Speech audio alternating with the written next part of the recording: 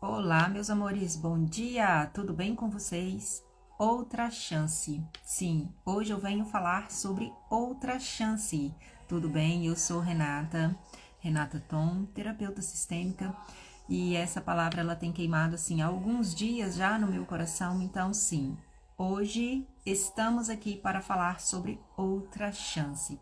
Um novo dia, mais uma oportunidade de fazermos o bem, de fazer aquilo que o Senhor requer que nós estejamos, fazendo, começando o quê? Nos servir, porque quanto mais nós servimos, mais nós também seremos servidos. E aqui eu quero trazer um relato pequeno ao som desse louvor, e quem é esse que vem nos abraçando? Quem é esse que vem nos constrangendo com o teu olhar? Quem é esse que vem nos constrangendo com o teu amor incondicional? Não há outro, né? Não há outro senão o nosso Deus. E é por isso que eu trago essa mensagem. E ela está no livro de Miqueias 7. Eu vou começar aqui de 1 a 3 e depois do 18 ao 20. E o título dessa passagem, ela está com a corrupção moral de Israel. Ai de mim, porque estou como o mundo são. Ai de mim, porque estou quando são colhidas as frutas do verão. Como os rabiscos da vindima, não há cacho de uvas para chupar, nem figos temporões que a minha alma deseja. Você está dando frutos? Pereceu da terra o piedoso, e não há entre os homens um que será reto. Todos os espreitam para demorarem e para derramarem sangue. Cada um caça o seu irmão com redes. As suas mãos estão sobre o mal e o fazem diligentemente. O príncipe exige condenação e os juízos aceitam suborno. O prudente fala dos maus desejos de sua alma e assim todos eles juntamente urgem a trama. Profundo, né? Muito profundo. E aqui para concluir, seguindo aqui no 18. Quem, ó Deus, é semelhante a ti, que perdoas a iniquidade e te esqueces das transgressões do restante de tua herança? O Senhor não retém a tua ira para sempre, porque tem prazer na misericórdia. Tornará a ter compaixão de nós, pisará os pés das nossas iniquidades e lançará todos os nossos pecados nas profundezas do mar. Mostrarás a Jacó a fidelidade e a Abraão a misericórdia, as quais jurastes aos nossos pais desde os dias antigos. Gente, olha a profundidade disto. Mostrará a Jacó a fidelidade e a Abraão a misericórdia, as quais jurastes aos nossos pais desde os dias antigos. E aqui eu quero trazer um breve relato sobre, o porquê dessa segunda chance. É um relato de Ernie Clark. Ernie Clark, ele lançou um movimento, como voluntariado. Ele abriu uma loja e o que ele fazia? Ele recolhia peças e bicicletas de descartes, Ele ia recolhendo aquelas bicicletas que as pessoas não queriam mais, que estavam em desuso, que estavam quebrados, algumas peças de uma, algumas peças da outra, e ali ele ia remontando novas bicicletas, Fazendo adaptações de peças, De uma ou de outra. E o que ele fazia?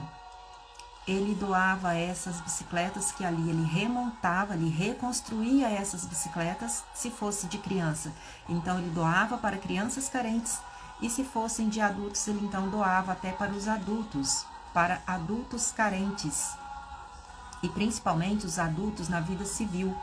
Não só as bicicletas ali então possuíam uma segunda chance, porque eram revigoradas, eram refeitas e passavam a ter utilidade na vida das pessoas, mas também as pessoas, passavam a ter uma segunda chance, porque eram pessoas muito carentes e muitas das vezes não tinha condição de comprar. Então imagine uma criança carente, né, filha de uma família humilde que não tinha condição, e a gente sabe que crianças amam se aventurar ali, né, quando ganha uma bicicleta, os olhinhos assim, o João Lucas já tá, acho que na segunda ou na terceira bicicletinha dele, então assim, aqueles olhinhos brilham na aventura ali, e essas crianças muito carentes não tinham, e ele foi proporcionando essa segunda chance, dando ali, mesmo que numa remontagem, né, mas certamente essas bicicletas vinham novas, como novas, né, tendo ali a oportunidade, tanto, né, para aquele descarte que ia ali para um ferro velho ser renovado,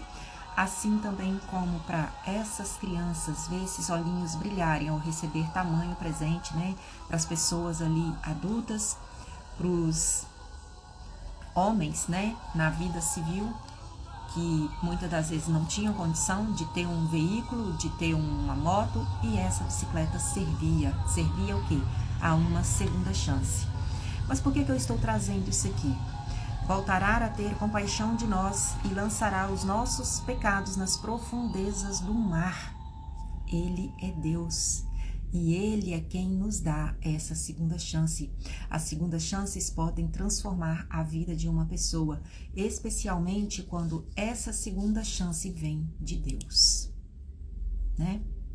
Então, da forma que nós vemos, né, a própria palavra nos diz, o mundo jaz no maligno. E o mundo, né, o povo, meu povo, perece o quê? Por falta de conhecimento. Então essa segunda chance, ela vem como o quê? Uma mudança de vida. E essa canção, ela retrata muito bem que ao partir do pão, ao tomar do vinho, então ao partir do pão e ao tomar do vinho, os meus olhos se abrem, né? Os meus olhos se abrem para a vida. Por quê? Ao partir do pão, ao comer do meu pão, estará comendo o quê? Da minha própria carne. Então, aquele que comer do meu corpo nunca mais terá fome. Aquele que beber da minha água, do meu sangue, nunca mais voltará a ter sede. E o profeta Miqueias, ele exaltou tal graça num tempo em que Israel se submeteu ao suborno, à fraude e aos outros pecados desprezíveis. E ele lamentou: os fiéis desapareceram. Não nos resta uma só pessoa honesta na terra. E Miqueias sabia que Deus permitiria o mal. O mal, a ira de Deus, ela é justiça. A ira do homem, ela é o quê? Emocional. Então, muitas das vezes eu olho para o que o outro me fez e a minha ira é o quê? É justiça, é emocional, eu quero vingança. Mas a ira de Deus não. A ira de Deus é justiça. E Deus, mesmo diante dessa situação do povo de Israel ali corrompido, só fazendo mal, Deus ainda assim permitiu uma segunda chance. Mas como que essa segunda chance ela pode ser posta, né, em ação, Renata? O primeiro passo, arrependimento. Arrependei-vos e sabeis que eu sou Deus. Humilhai-vos, né? Arrepender, se humilhar, se aquebrantar, reconhecer os seus erros, reconhecer as suas falhas, reconhecer os seus pecados, né? Declarar, assumir, se autorresponsabilizar. Não, eu errei, eu pequei, perdão, Senhor. Então, a partir desse momento, né, assim como Davi, por que estás abatido, minha alma? Porque te perturbas dentro de mim?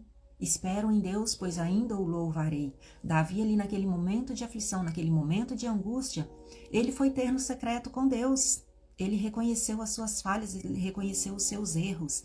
E ali ele lançou aos pés da cruz o teu fardo, a tua dor, o teu pecado. E Deus vem nesse momento e faz o quê? Ele passa uma borracha, né? E Davi foi o único homem reconhecido como um homem segundo o coração de Deus. Nós precisamos exercitar, né, essa musculatura. Nós temos um músculo aqui dentro que muitas vezes está como uma pedra. Então, o que nós precisamos fazer? Pôr essa musculatura para exercitar. Exercitar o quê? Deus se agrada de um coração ensinável, né? Deus se agrada de um coração aquebrantado. Então, Ele nos dá. Então, trazer essa mensagem aqui hoje é por quê? Porque Deus está nos chamando para uma outra chance. Eis que estou à porta e bato. Aquele que abrir, eu entrarei e cearei contigo. A porta é aberta por dentro. Deus não arromba a porta de ninguém. Jesus não arromba a porta de ninguém. Ele é aberta por dentro. Eis que estou à porta e bato. Que outro Deus há semelhante a ti, que perdoas a culpa do remanescente e esquece dos pecados dos que te pertencem?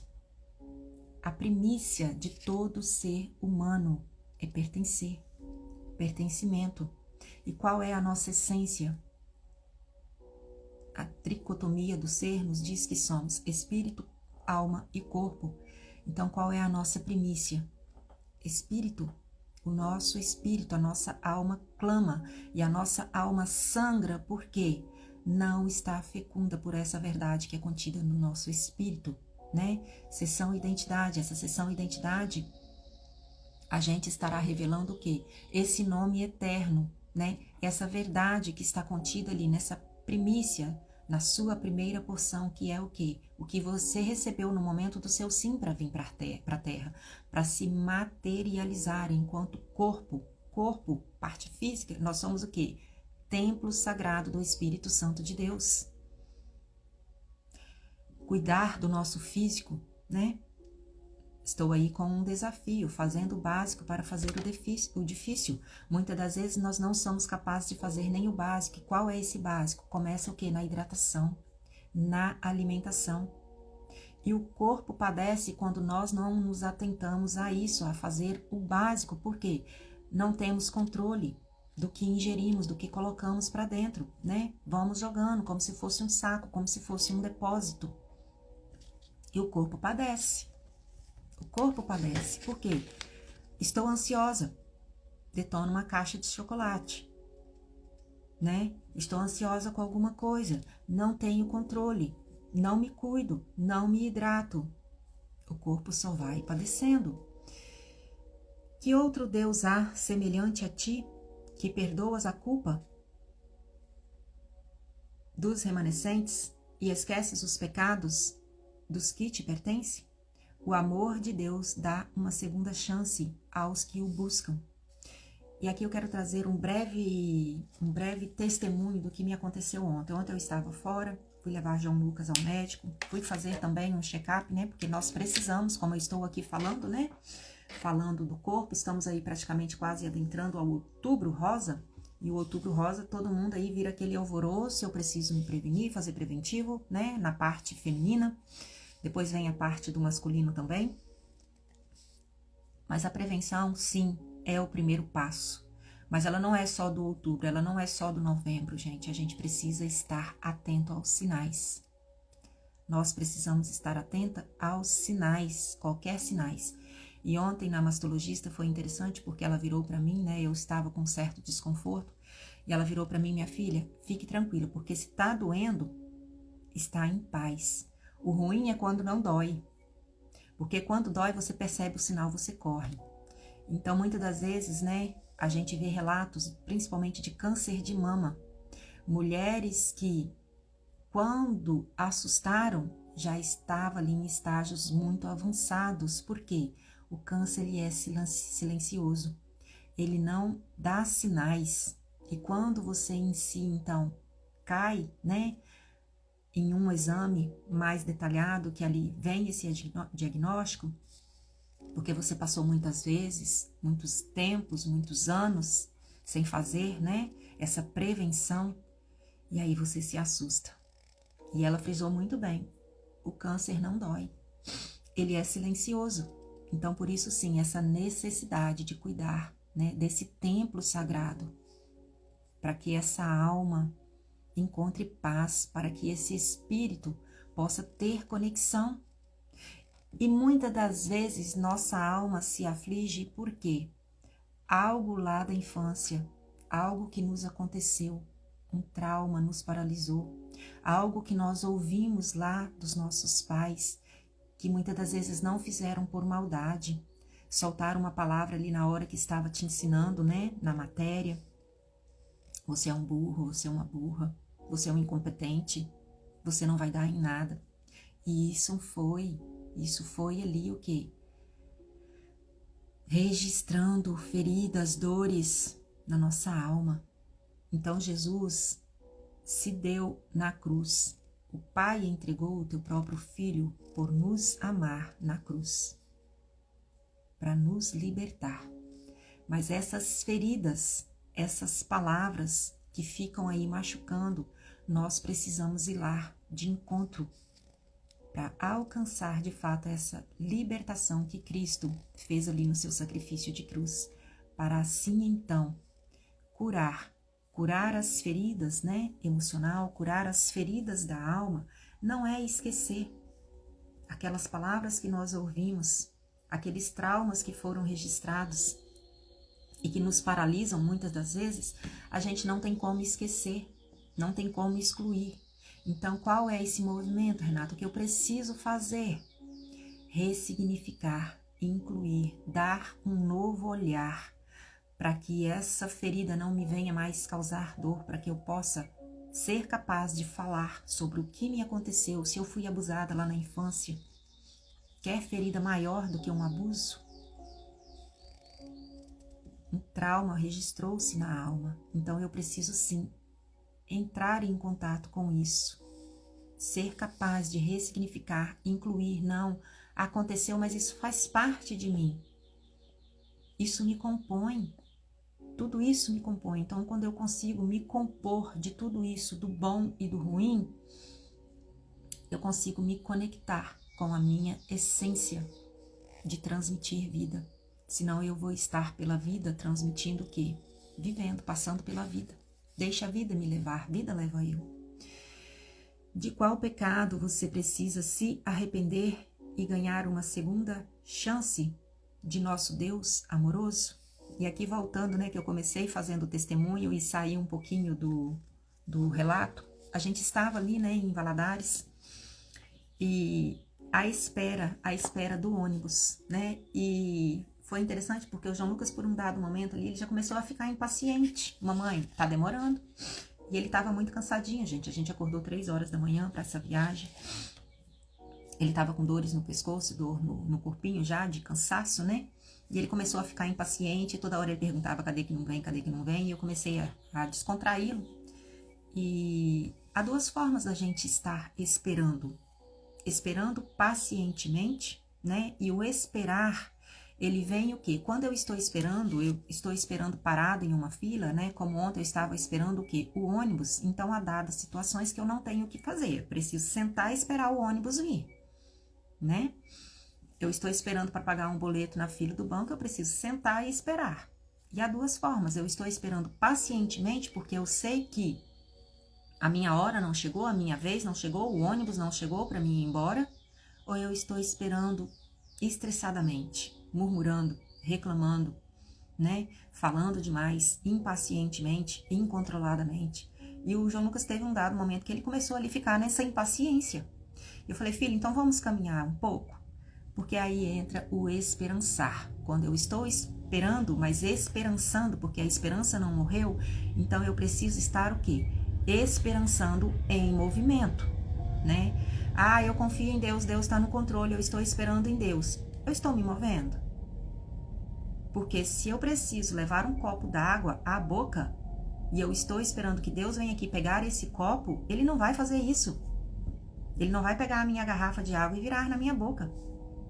Ele não vai me dar um tapa na mão a hora que eu estou ali ingerindo aquilo que eu estou passando do excesso, do limite. Então, eu estou esperando em movimento ou estou esperando parada?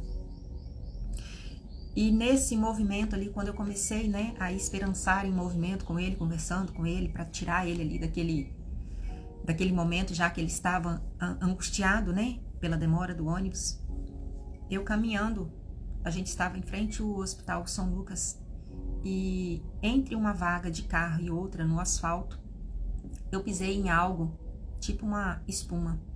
E quando eu olhei, eu não vi o que era, porque da mesma cor do asfalto.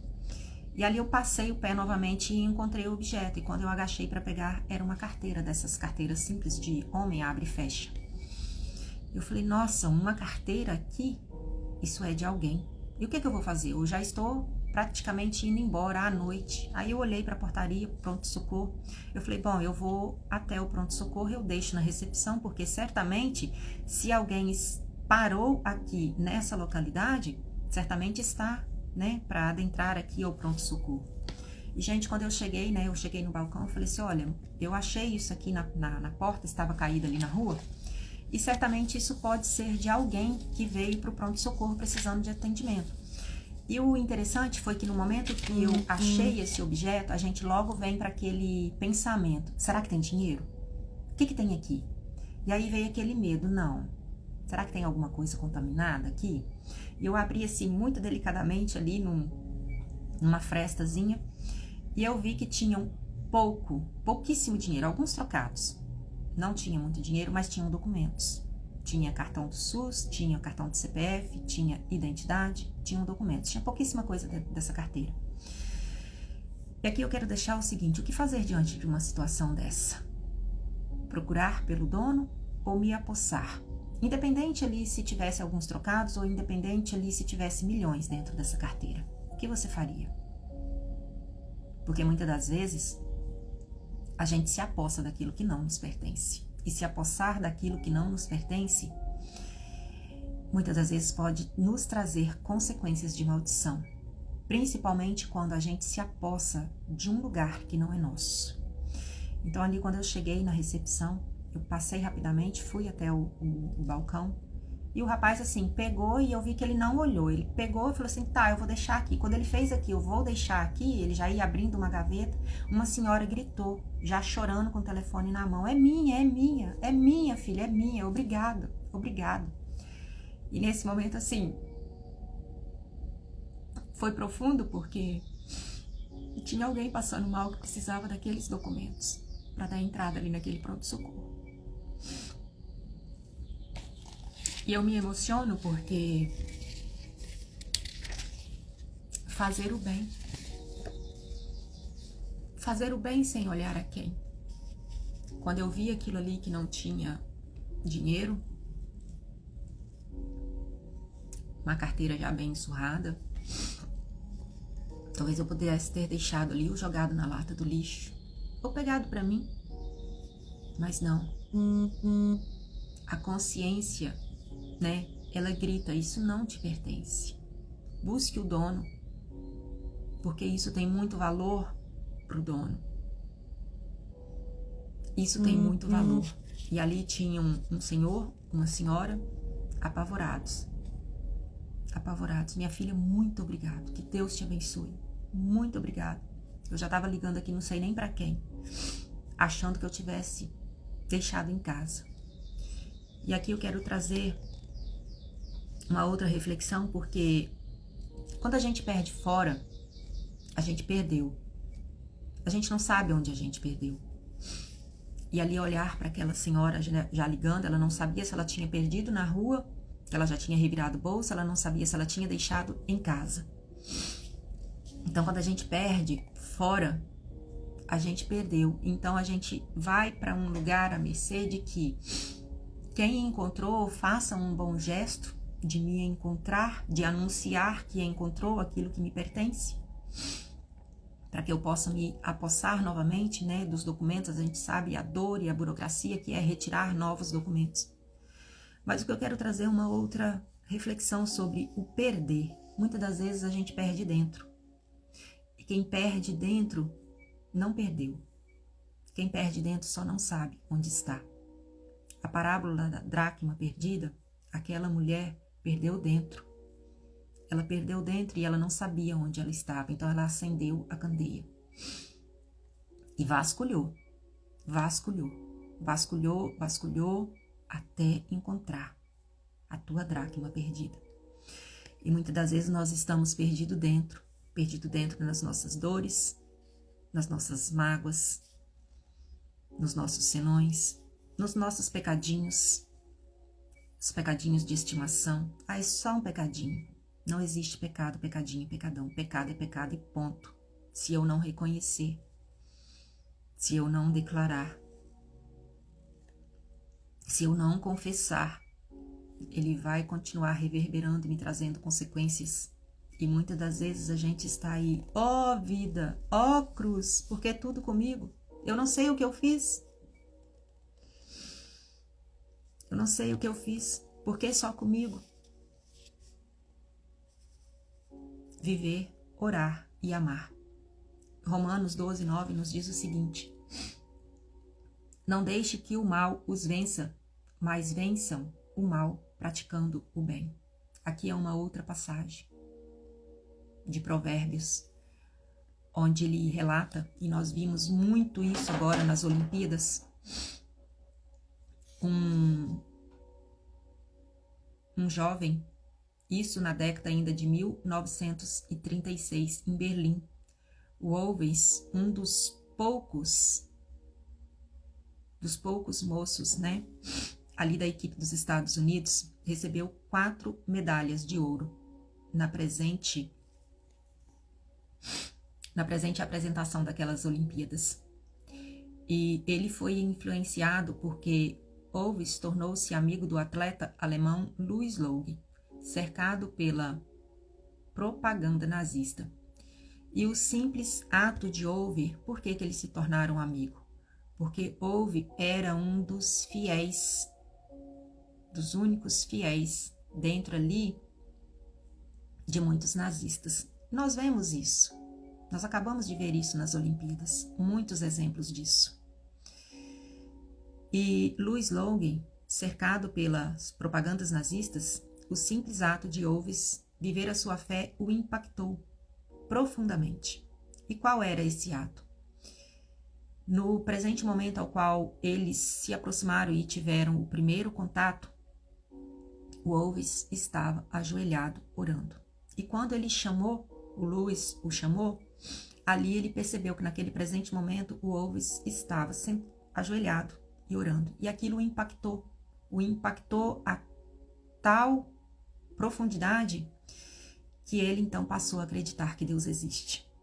Então são os nossos atos, são as nossas ações. Fazer o bem sem olhar a quem. Porque é isso que Deus requer de nós, né? Qual é o nosso propósito inicial? Qual é a nossa primícia essencial? Revelar o Pai. E aqui eu quero deixar para concluir: quem mora no passado vive na depressão. Quem mora no futuro vive na ansiedade. A ansiedade é o que eu até coloquei uma história hoje. A ansiedade é necessidade de manter o controle. Então, se você vive aí muito ansiosa, querendo controlar a vida do outro, né? O outro, tudo no outro me incomoda. O outro, eu olho para o outro, todo o outro, eu falo mal, eu julgo, eu critico. Então, quer dizer o quê? O outro é o meu espelho, o outro é a minha lente. Muitas das vezes, aquilo que me incomoda no outro é algo que eu preciso trabalhar em mim. Eu rotulo o outro porque algo está me dizendo: olhe para você, olhe para dentro, você está perdida dentro. Porque se todo o mandamento da palavra se resume em 2, que é amar a Deus sobre todas as coisas e amar ao próximo como a ti mesmo, se eu só julgo, se eu aponto o dedo, eu estou sendo capaz de amar o meu próximo?